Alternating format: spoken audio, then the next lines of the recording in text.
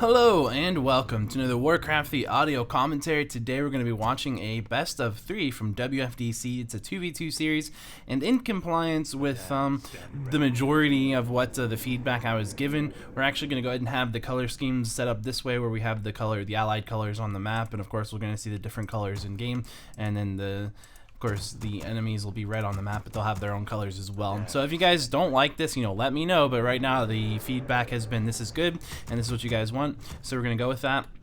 And also, same with the pauses and stuff to do the quick analyses, whatever. The point is, those two, you guys are saying you like those at least. There's some dissonance, if I can pronounce the words.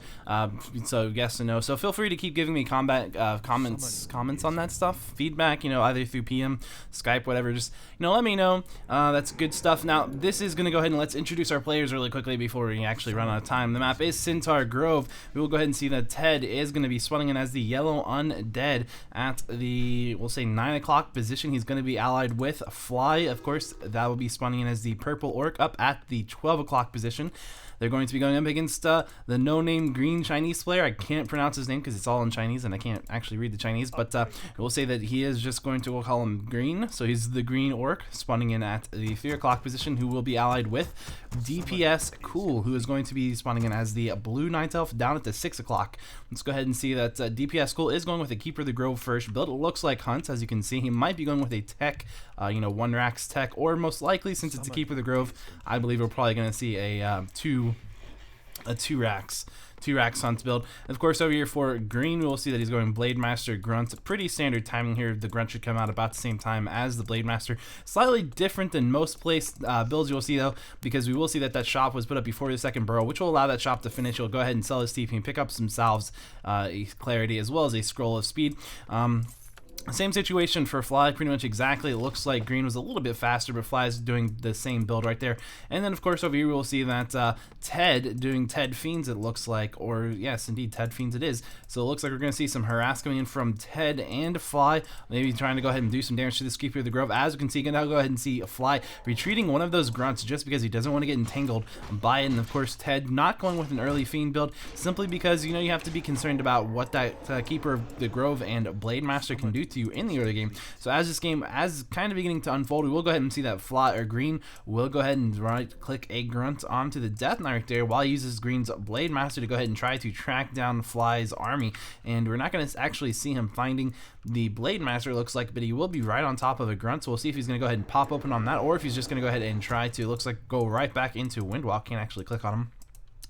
And then we will go ahead and see down here. Let's look at BmDpsCool. Yes, indeed, we're seeing dual racks. Hunt's right here. Of course, he's researching Ultra Vision. Very important. That upgrade allows you to have daytime vision and night. Very important for night elves to go ahead and grab that upgrade. Now we will go ahead and see that Fly right here, as well as Ted, are going to go ahead and try to do some more damage to this Keeper of the Grove. We will see that there's that Blade Master and Grunt from green just sitting here right-clicking on Fly's Blade Master. You're going to see one more Entangle being cast now on this Blade Master, and of course, do we see a Dust of Appearance? Yes, indeed, Fly's Blade Master actually goes down right off the bat. Kind of surprising to see that happen, but of course, you will go ahead and see that there is now a healing salve on the Keeper of the Grove, and he also is going to go ahead and back off now, just trying to not get that canceled by the Death Knight. Heal up, and of course, there's a Huntress chasing that Death Knight around right now, while green goes ahead and creeps this out. Of course, he's also using one of those Huntresses to go ahead and continue creeping that as well.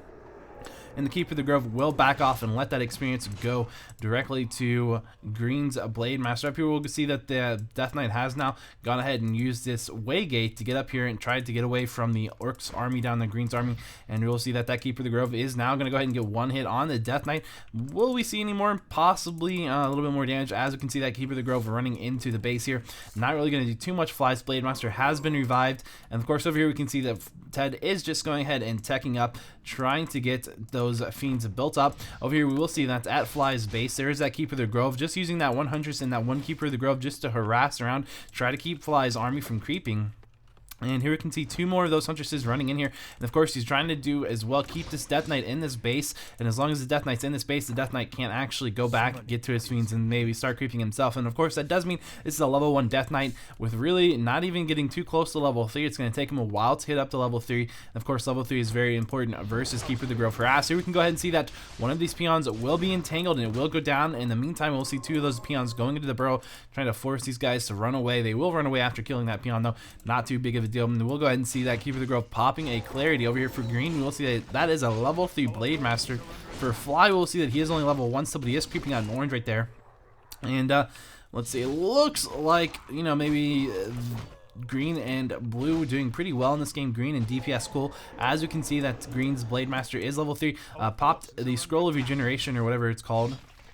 Potion of Regeneration, I don't know, the thing that gives him both health and mana, essentially a healing salve and a clarity, but both about half as effective.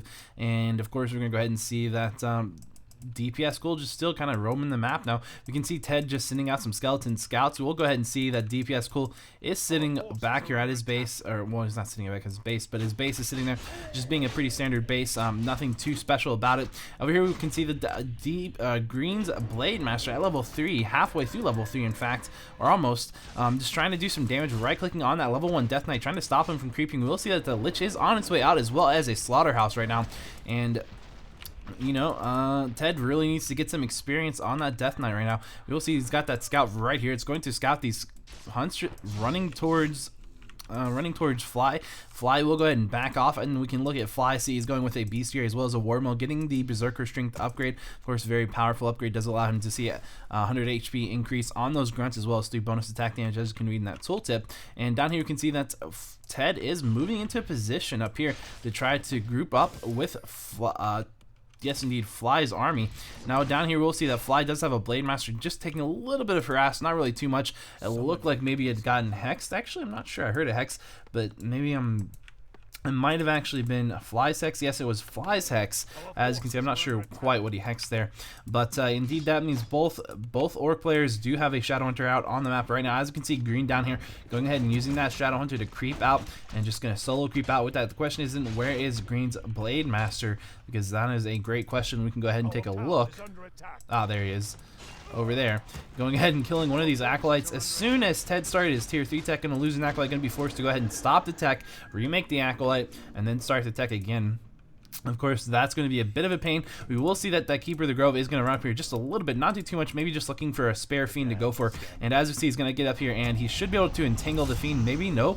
Indeed, that Fiend actually spawned in the back. It was a little bit anticipatory that the Night Elf player was coming up there to go ahead and try to do some damage. And he said, you know what, I'm not going to have it spawn out. I'm going to have it spawn in the proper location. Now, we can see that DPSCool is kind of moving into a bad spot potentially right here.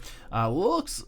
No, he's going to be fine, actually. He's going to hang back, and it looks like, indeed, both Ted and Fly are just going to go ahead and continue creeping. As you can see, they're still both with low-level heroes. The Fly's Blade Master at level 2 being the highest level hero. They have the other heroes being level 1. We'll go ahead and see that they're going to be going up against green. And let's go ahead and take a quick pause before this battle engages and look at the food counts. And we'll see that Fly sitting at 40 out of 50 food. Ted, of course, sitting at 39 out of 40 food. And we can look at their hero levels. We can see that that's a level 1 Death Knight. Level 1 Lich, of course, both of those are pretty much full on both HP and mana. We can see Fly's Blade Master sitting on level 2, of course, full HP, full mana, and the Shadow Hunter for Fly also sitting on level 1 with, you know, about 1 hex's worth of mana missing.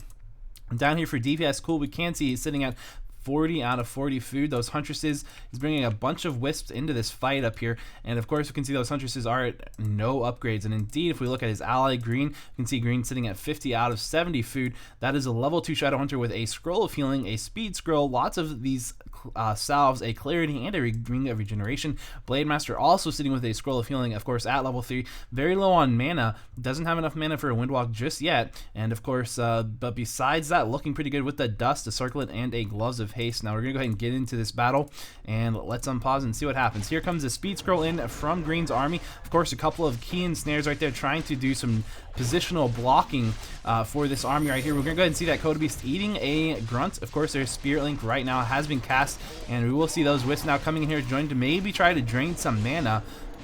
Potentially, we do have that speed scroll being used. Of course, those wisps will immediately detonate, and here comes Fly having to retreat his Blade Master. As you can see, it's very low on life right now, and this fight looks like it's going pretty well for DPSCool and Green. As you can see, they're certainly has a food advantage right now, and of course, they're doing really well in this fight. We can go ahead and see that looks like Fly's about to lose his Shadow Hunter if he doesn't get it out of here. It looks like it's going to go down. Down it goes indeed, and looks like they're going to also lose their Coda Beast. It's been entangled. There's not a lot they can do about that, and the Death Knight now going to go down, even though he did have a TP. Going to die anyway, unfortunately, and that Blade Master for Green will hit level 4. Fly's Blade Master will go down, and indeed it looks like a pretty decisive victory for DPSCool and Green. So I think they should be able to go ahead and probably do a nice push right here onto Fly's base. As you can see, they are right outside of Fly's base, and it looks like right up they go.